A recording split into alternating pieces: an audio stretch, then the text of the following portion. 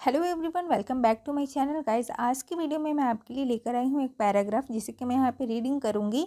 ये क्लास जो है इंग्लिश रीडिंग की होने वाली है। यहाँ पे मैं रीडिंग करना सिखाऊंगी कि वर्ड को किस तरीके से प्रोनाउंसिएट करते हैं, किस तरीके से पढ़ते हैं। एंड साथ में आपको सेंटेंस की हिंदी मीनिंग बता दूँगी जिससे कि आपको समझ में आए कि आप क्या पढ़ रहे हो, राइट। बट हाँ, यहाँ पर मैं सेंटेंस की हिंदी बताऊँगी, okay. Word to word Hindi नहीं बताने वाली हूँ क्योंकि वीडियो काफ़ी लॉन्ग हो जाएगी अगर मैं वर्ड टू वर्ड हिंदी बताने लगी तो। और आपको इंग्लिश पढ़ना भी सिखाना है, वर्ड को भी पढ़ाना है ना, तो ये भी समझानी है। इसीलिए मैं सिर्फ यहाँ पे सिर्फ सेंटेंस की हिंदी बता दूंगी ताकि आपको समझ में आ जाए कि आप पढ़ क्या रहे हो, स्टोरी क्या है, पैराग्राफ क्या है, राइट।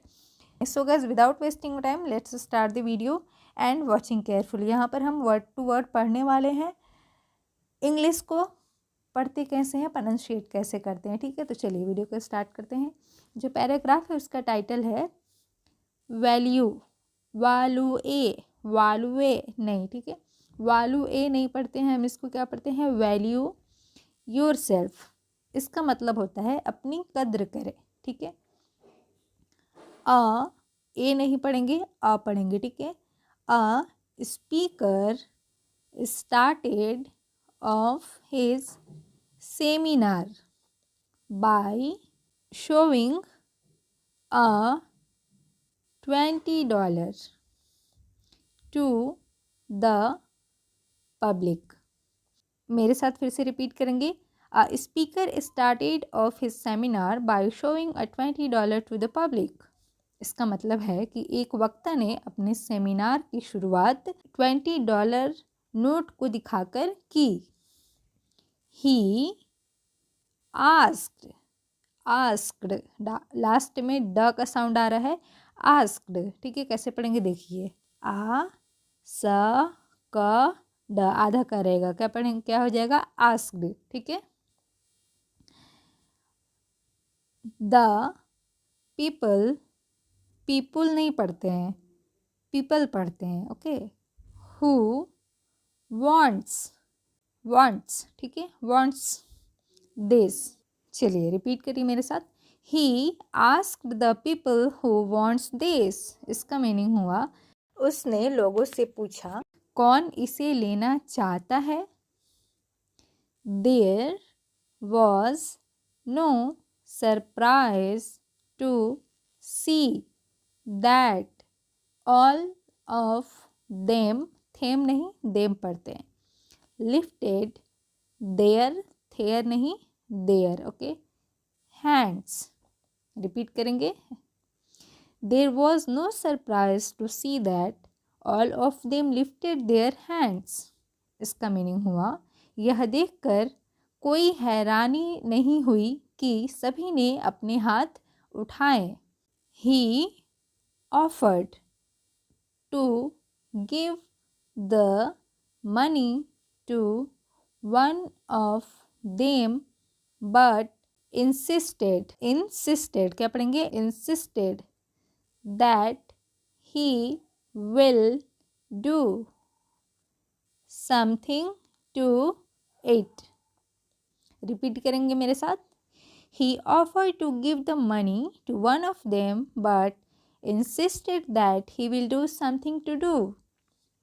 इसका हिंदी यहाँ पर हुआ उन्होंने इस पैसे को किसी एक को देने की पेशकश की लेकिन यह कहा कि वह इसके साथ कुछ करेंगे। क्लियर है, समझ में आ रही है, अच्छा लग रहा है इस तरीके से पढ़ने में। चलिए आगे पढ़ते हैं। ही क्रम्पल्ड, क्या पढ़ते हैं, crumpled the paper money and showed it again, क्या पढ़ेंगे, अगेन टू द क्राउड, क्या पढ़ते हैं इसको, क्राउड, क्रोवर्ड नहीं, crowd, and repeated the question. मैंने आई की प्रोनाउंसिएशन वाले वीडियो में ये बताई है कि जब ION वर्ड की किसी लास्ट में रहेगा तो हम उसका प्रोनाउंसिएशन कैसे करेंगे। अगर आपने वो वीडियो चेकआउट नहीं की है तो मैं वीडियो के डिस्क्रिप्शन में लिंक दे दूंगी, आप जाकर उसे चेकआउट ज़रूर करें। वर्ड को पढ़ने के लिए हमें सबसे ज़रूरी है, बहुत ही अहम भूमिका निभाती है साउंड। तो साउंड को पढ़ना होता है, जो कि 5 ही होती है, ए ई आई ओ यू। इन पाँचों के ही अलग अलग प्रकार से उच्चारण किया जाता है, जिसका प्रोनाउंसिएशन का उच्चारण जो होता है वो मैं वीडियो चैनल पर अपलोड कर चुकी हूँ। तो जिसको सीखना बहुत ही ज़रूरी होता है, तो आप जब तक उसे सीखेंगे नहीं ना तो थोड़ी सी मुश्किल आएगी आपको पढ़ने में। बट अगर आप खुद से पढ़ना चाह रहे हैं, खुद से सीखना चाह रहे हैं ना, तो उस वीडियो को ज़रूर देखें। किसी के भी, ये मैं नहीं कह रही हूँ कि आप मेरी ही वीडियो, मेरी ही चैनल पर जाकर वीडियो को चेकआउट करें, वीडियो से पढ़ें। आप किसी की भी वीडियो देख लें, यूट्यूब पर बहुत सारी वीडियोज़ अवेलेबल है, आप वहाँ से जाके सीख सकते हैं कि साउंड का जो सही उच्चारण होता है उसका रूल क्या होता है, कहाँ पर क्या पढ़ा जाता है। ठीक है, तो ये आप एक बार देख लेंगे ना तो सही उच्चारण करने का तरीका आपको समझ में आ जाएगी, राइट। तो यहाँ पर चलिए एक बार फिर से रिपीट कर लेते हैं।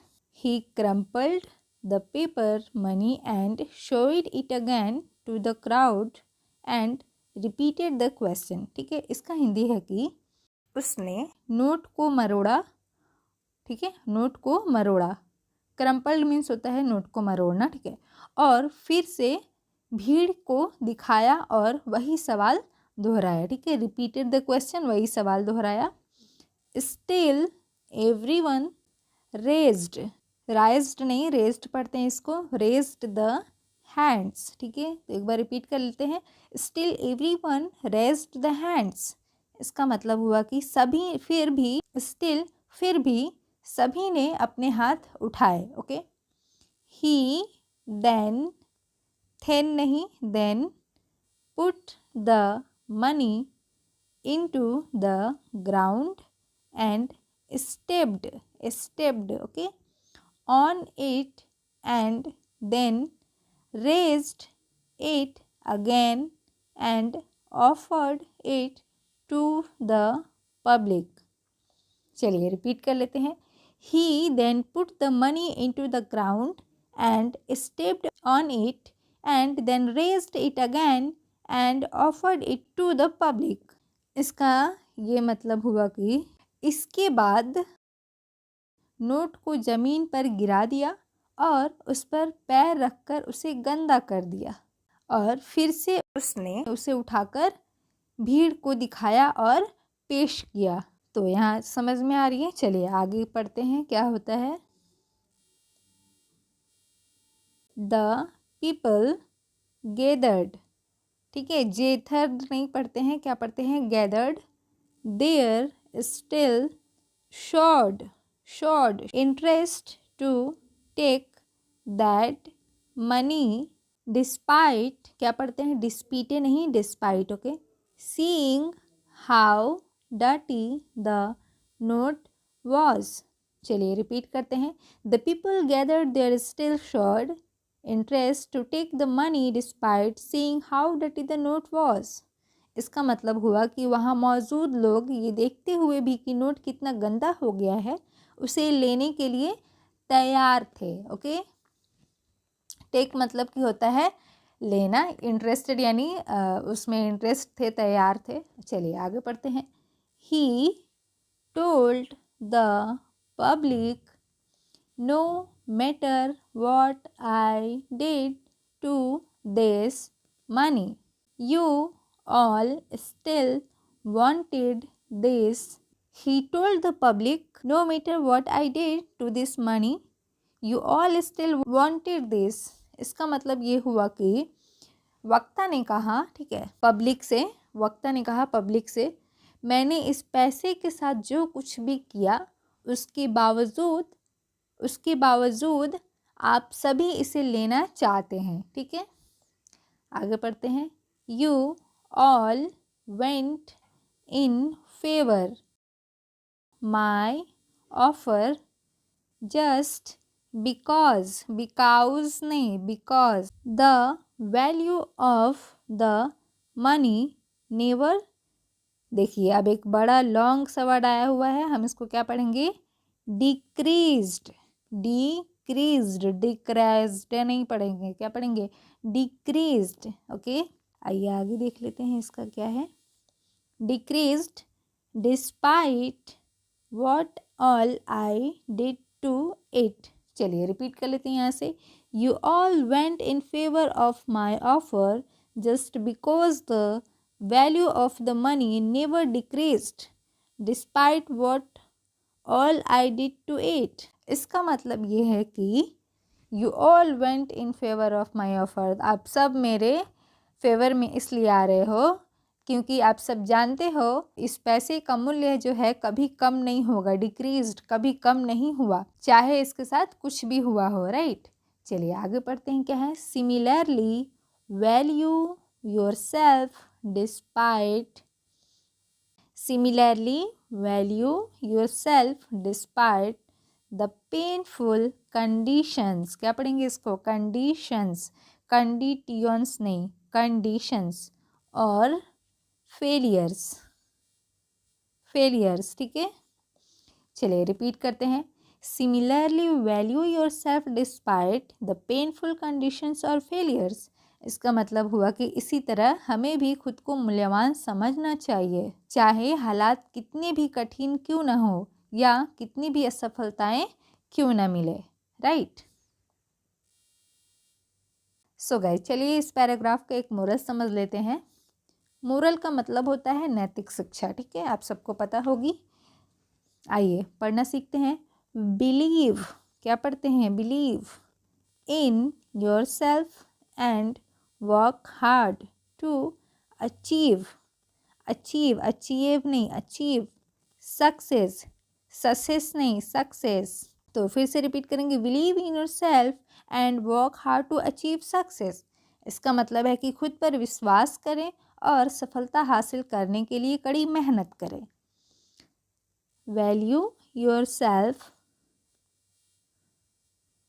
इर्रेस्पेक्टिव, क्या पढ़ेंगे? इर्रेस्पेक्टिव ऑफ द फेलियर्स और ऑब्स्टेकल्स, ऑब्स्टेकल्स। अगर आपको लगे कि ये वर्ड बहुत बड़ी है और भारी है, मैं इसे नहीं पढ़ पाऊँगी, चाहे नहीं पढ़ पाऊँगा, तो आप उसको 2 पार्ट में डिवाइड करिए और फिर उसको पढ़िए आधा करके।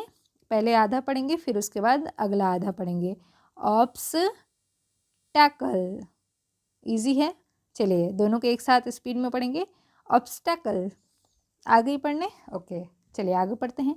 And don't degrade your self just because of the temporary setbacks. फिर से रिपीट करें इसको, आइए पढ़ते हैं। Value your self irrespective of the failures और obstacles and don't degrade yourself just because of the temporary setbacks। कितना इजीली हमने इसको पढ़ लिया ना। चलिए इसकी हिंदी में बता देती हूँ। असफलताओं या बाधाओं के बावजूद खुद को मूल्यवान समझें और केवल अस्थायी झटकों के कारण खुद को कम मत आंकें, यानी कम मत समझें या फिर कम मत आंकें, है ना। सो गाइज़, आपको ये क्लास कैसी लगी? ये पढ़ाने का तरीका आपको कैसा लगा? आप एक वर्ड्स को नहीं पढ़ पाते थे, आपने इतनी आसानी से वर्ड को पढ़ लिया और समझ भी लिया, तो ये तरीका आपको कैसा लगा मुझे प्लीज़ एक कमेंट करके बताइएगा। और वीडियो को लाइक करके, नए हैं तो चैनल को सब्सक्राइब करके बेल आइकन को प्रेस कर लीजिएगा ताकि किसी भी तरह की कोई भी नोटिफिकेशन आपसे मिस ना हो और आप सारी वीडियो को देख पाएँ और अपनी इंग्लिश को इम्प्रूव कर पाएँ, राइट। सो गाइज, मिलते हैं नेक्स्ट वीडियो में, तब तक के लिए good luck, bye bye, take care, stay tuned.